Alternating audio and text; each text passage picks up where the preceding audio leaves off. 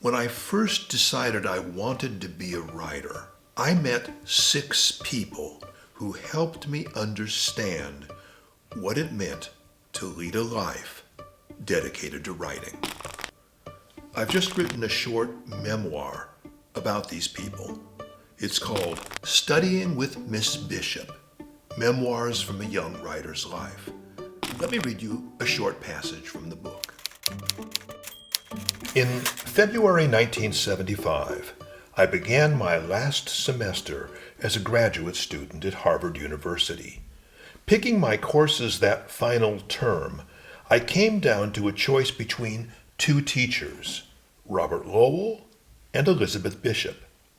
Mr. Lowell's seminar on 19th century poets was very popular. Everyone who fancied himself a poet talked about taking it.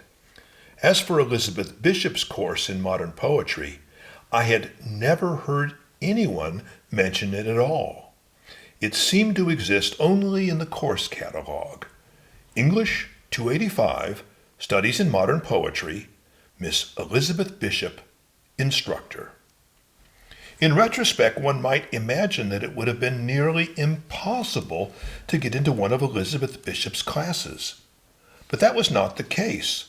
Miss Bishop, I was to learn, rarely attracted more than a dozen unenthusiastic undergraduates. Her manner was at odds with the academic glamour of Harvard, her conversation not designed to impress.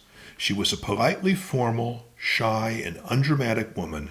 She wanted no worshipful circle of students, and got none. Miss Bishop's first session was held in a classroom on the 2nd floor of Seaver Hall, a grimy building of supposed architectural distinction in Harvard Yard. The classroom, narrow, poorly whitewashed, with high, cracked ceilings, looked as if it belonged to an abandoned high school in North Dakota. There were exposed radiator pipes with peeling paint. A few battered shelves were lined with broken-spined textbooks of incalculable age. A couple of dozen chairs, few of them matching, were set randomly around a huge, scratched table, at one end of which, prim, impeccably coiffured, and smoking, sat Miss Elizabeth Bishop. I recognized her immediately from photographs I had seen in books, but somehow, suddenly coming into a room where she was sitting a few feet away, I was taken by surprise. At that point in my life, I had seen so few real poets in person that I felt a strange shock at being in the same room as someone whose work I knew on the page. It was an odd, almost uncomfortable sensation to have the perfect world of books peer so casually into the disorder of everyday life. I was also surprised by her appearance. She seemed disappointingly normal. I don't know exactly what I had expected.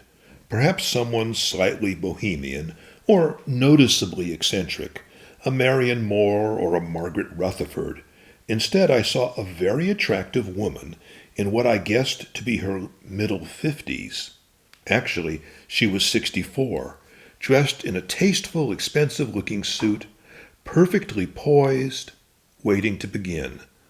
By the time the class started, only about a dozen students had arrived. I was surprised at so small a turnout. Moreover, we were scattered around the room in a way that made the class seem half empty, rather than intimate. Eventually, she began. "I am Elizabeth Bishop," she announced, "and this is Studies in Modern Poetry. The way I usually run this class is by asking the students to choose 3 or 4 poets they would like to read and talk about. Does anyone have a suggestion?" The first question was always an important moment in a Harvard class. It set the tone of the session, like the opening bid on the New York Stock Exchange. "Can we read John Ashbery? Something like Self-Portrait in a Convex Mirror?" a young man asked from the back of the room. Now this was truly an exceptional question. Ashbery was just beginning to be well known, and every young poet I knew had been reading him. But hardly anybody was able to understand Ashbery. His work was so elusive and difficult that people who talked authoritatively about it were held in universally high regard. "Ashbery?" said Miss Bishop.